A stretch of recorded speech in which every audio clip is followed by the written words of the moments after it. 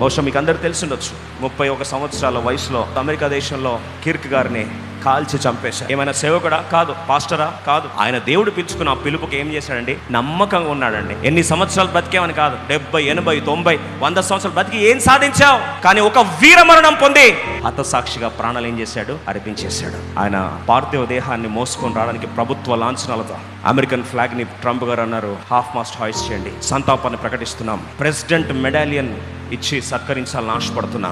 చరిత్రలో ఒక vice president ప్రభుత్వ లాంఛనాలతో ఆయన పార్థివ దేహాన్ని మోస్తా ఉన్నాడండి.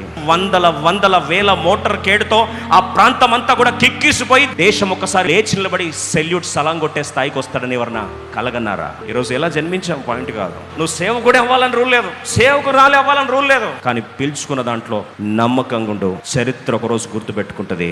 కారణ జన్ముడు నీవని ఒకరోజు లేచి సలాం కొడుతుంది. ఆ మాటలు దేవుడు మన పక్షం నెరవేర్చునుగాక.